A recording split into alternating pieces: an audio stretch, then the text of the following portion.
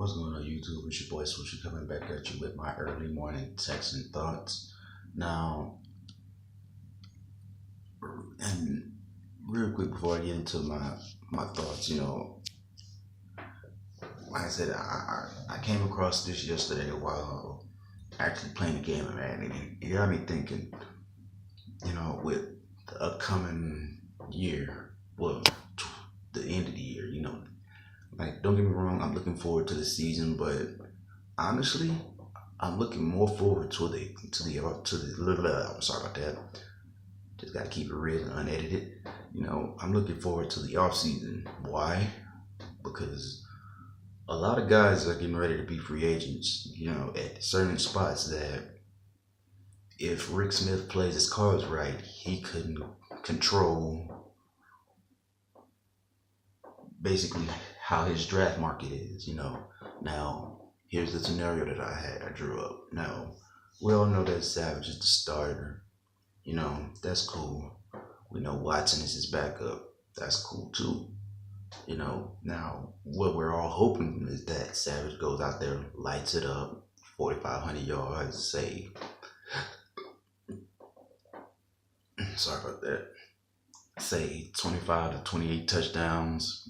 Hopefully we can keep it in the single digits with INTs. Oh my gosh, these hiccups are killing me. But that's what we're all hoping for. Now, if he goes out and he does that, guess what? He's immediate trade bait. Now again, the scenario that I ran across, and like I said, it'll be a really effective one, especially if Rick Smith can find a way to pull it off. Like I said, Savage goes out there, lights it up. If you can go, if somebody's like, say, a team like the Jets, because they're a team that's looking for a quarterback. The Ravens, I don't know how much longer they're gonna continue to believe in Flacco. Teams with quarterback issues, they're gonna wanna, they're gonna probably really want a quarterback. You know what I'm saying? So they're gonna give up. Sorry about that. Oh, my head hurts. They'll probably give up a first rounder. Now I think teams have gotten smarter. You know what I'm saying? I don't think they're gonna give up, like a boatload of picks, for just one quarterback. You know what I'm saying? Unless he's an Aaron Rodgers like type of quarterback with Aaron Rodgers numbers. You know what I'm saying? Then I can see a team giving up multiple first round picks, or a first and a second per se. But for a guy like Savage, who, if he does have a Kirk Cousins like year, then Houston fans, keep it realistic. Let's not expect a boatload for Savage. A first round pick is cool. Now, here's the genius part about it. Look at the situations around the league. Another quarterback is getting ready to be a free agent. And he's also declared that he wants to not only start, but has an opportunity to compete and start. If you guys haven't caught the drift by now, yes, I am talking about Jimmy Garoppolo. You know what I'm saying? Y'all like that? I had to channel my inner Skip Bayless when I did that. You know what I'm saying? But yeah, Jimmy Garoppolo, he's getting ready to be an upcoming free agent, and I still say, Houston should have taken him over Xavier Su'a-Filo, but that's neither here or now, because we can't rewrite the past. But this is Rick Smith's moment to rectify that mistake. Now, again, this is all a part of a plan. So, because I don't want you guys to be sitting there looking at this video thinking, oh, well, we drafted Watson last year, then we backdoor and sign, we trade, we trade up to get Watson, this year. Then the next year, we trade Savage, to rebuild picks and whatnot. And then we pull a stun move on the NFL and go out and get a Jimmy Garoppolo. Now, here's why I believe he will be a free agent.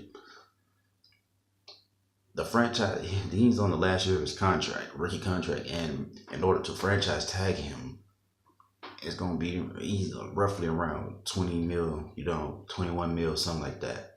Now, with that being said, Tom Brady's cap hit is around 23 million or something like that. They're not gonna franchise him. They're gonna be looking to trade him.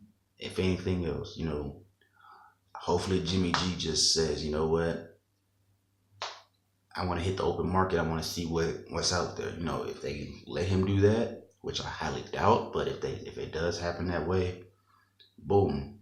Or he can just completely go incognito and force them to release him. You know, start doing unpatriot like things and whatnot. Just go, Jimmy. Just go get into a bar fight. You know what I'm saying? The Patriots don't play no nonsense. They'll cut you immediately. You know what I'm saying? Now, with that being said, if let's use the scenario that he does, they don't trade him. They're forced to release him. Now, remind you traded Savage to get a first round pick. You also now you pull a stunner on the NFL and you sign Jimmy Garoppolo. Now, this does not hurt Watson at all because, for one, he is the future. That's already written and set in stone. A year or two is not gonna, hold him back from having a potential Hall of Fame career. Yeah, he may miss out on Rookie of the Year and all that, but at the end, as long as he's able to step on the field when he's ready, and produce and help us win Super Bowls, that's what really counts. But back to the ingenious of this move. Now, you sign Jimmy Garoppolo, now the rest of the NFL is looking like, oh my gosh, you've already got a quarterback of the future, and yet you go and sign another guy that we really need. That forces the hand of other NFL owners and executives and GMs because now they're probably looking to get a quarterback in the draft, or if the QB class isn't that good, guess what? Now Rick Smith, you hold the leverage, in most situations because now you can keep him, you can play him up until you can let him and Watson duke it out. You know what I'm saying? Now it'll be Bill Belichick like, but hey, it is what it is. If we sign him and Watson beats him for the job, guess what? Other teams still need a quarterback. So now you get to play the game of chicken and chess because now you're gonna get now you get to basically stare down the team and say, you want him? Give me some more picks for it. You know what I'm saying? This is a perfect way to rebuild your team in a hurry. You know what I'm saying? It may cost you a few dollars initially, but guess what?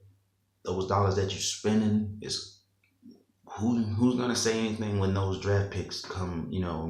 Say this all happens and Rick Smith drafts the right way, and he goes and gets, really good players, with those picks to go along with Watson.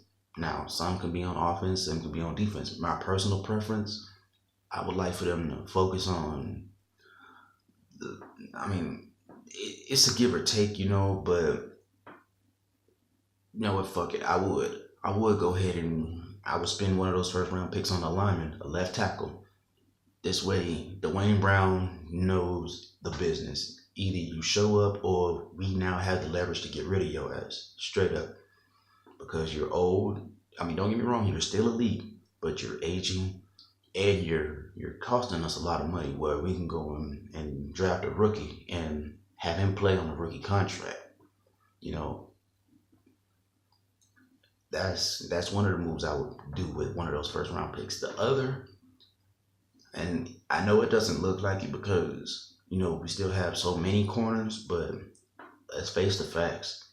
Jonathan Joseph is getting older. Kareem Jackson, he's getting older. AJ Boye bolted for fucking Jacksonville. Fuck you, AJ Boye. You know what I'm saying? So I know they drafted that dude Treston DeCloud or DeClude, however you want to pronounce it, but we need somebody that's gonna be able to step on the field and make an impact right then and there. In my personal opinion, he's a number 3 corner until proven otherwise. You know, that would be a significant upgrade, to be able to go and use one of those first round picks on a DB.